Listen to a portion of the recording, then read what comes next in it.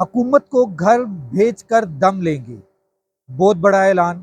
حکومت کو ایک تاریخ دیں گے، اس تاریخ تک اگر قیدی رہا نہ ہوئے تو حکومت ختم۔ پاکستان تحریک انصاف کو جلسے کی اجازت مل گئی، کڑی شرائط مگر این او سی۔ سب سے پہلے لاکھوں کروڑوں درود آپ صلی اللہ علیہ وآلہ وسلم اور آپ صلی اللہ علیہ وآلہ وسلم کی آل پاک پر۔ جی دوستو، میں نے دو باتوں کا ذکر کیا، مگر اس سے پہلے میں آپ کے سامنے ایک اہم ترین آج پریس کانفرنس ہوئی ہے، اس پریس کانفرنس کا چند ایک متن رکھنا چاہتا ہوں کہ یہ پاک فوج پورے ملک کی فوج ہے، اور اس فوج کے ساتھ پورا ملک کھڑا ہے، پوری جماعتیں کھڑی ہیں، اس میں کوئی شک نہیں ہے۔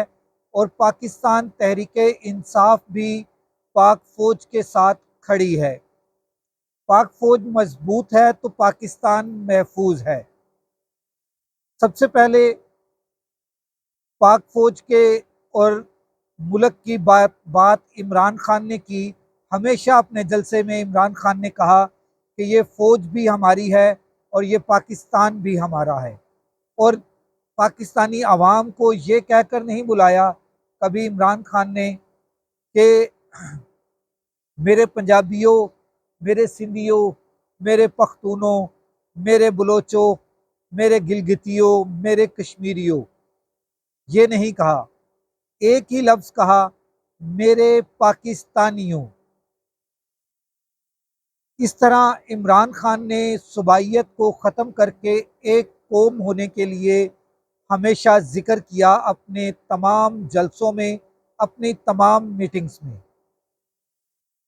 اور اس سے بھی بڑی ایک خبر میں آپ کو دے دوں کہ عمران خان کا ملٹری کورٹ میں ٹرائل نہیں ہو سکتا۔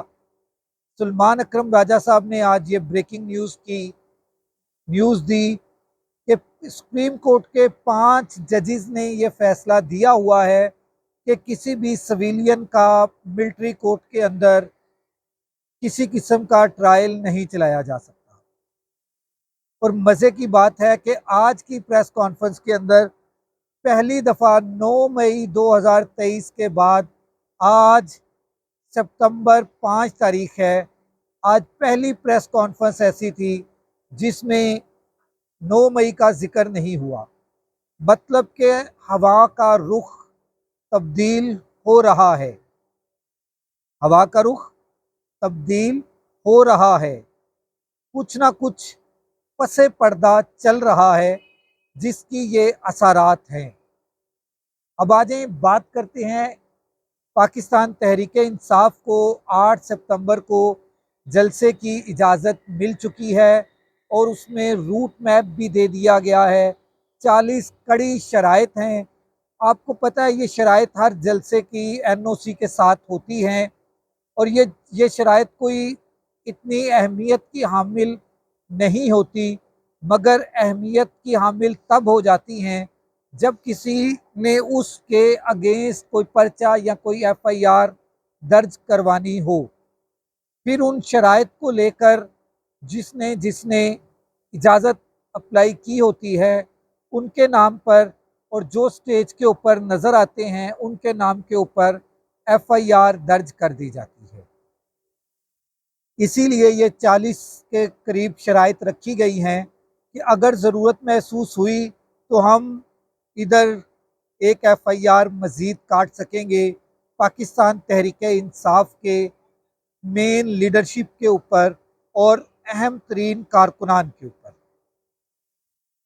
اب آخری بات جو میں نے سب سے پہلے کی تھی وہ بات یہ تھی کہ کس نے کہا کہ اب حکومت کے گھر جانے کا وقت ہوا چاہتا ہے، حکومت کو گھر بیچ کر دم لیں گے، حکومت کو ایک ڈیڈ لائن دیں گے، اور اس ڈیڈ لائن تک اگر تمام سیاسی قیدی جیلوں سے باہر نہ آئے تو حکومت کو گھر جانا پڑے گا۔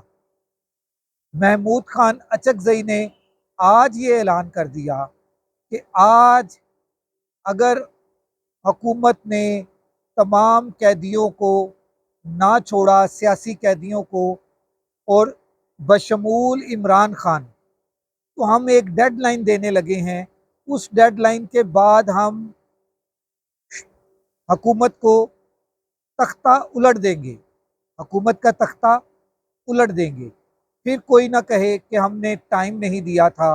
اپوزیشن اتحاد نے آج بہت اہم میٹنگ کی اور اس میٹنگ میں یہی فیصلہ ہوا ہے کہ ہم کسی بھی صورت میں اب حکومت کو چلنے نہیں دیں گے اور حکومت کا گھر جانا واجب ٹھہرا، حکومت کو گھر بھیج کر ہی ہم دم لیں گے۔ اس کے ساتھ راشد اقبال قادری کو اجازت دیجیے، اللہ حافظ۔ مگر ایک بات کرتا چلوں کہ عمران خان کو 8 ستمبر کے جلسے سے بہت زیادہ توقعات ہیں۔ 8 ستمبر کے بعد پاکستان تحریک انصاف کرک میں جلسہ کرے گی اور کرک کے بعد 22 تاریخ کو پاکستان تحریک انصاف لاہور مینار پاکستان میں جلسہ کرے گی۔ یہ تمام چیزیں عمران خان نے فائنل کر دی ہیں اور اس کے اوپر عمران خان نے بہت زور دیا ہوا ہے اور ہر اپنے میڈیا پرسنز کے ساتھ ٹاکنگ میں عمران خان یہ ضرور کہتا ہے کہ 8 ستمبر کا جلسہ بہت اہمیت کا حامل ہے۔ اگلے ولاگ تک راشد اقبال قادری کو اجازت دیجیے، اللہ حافظ۔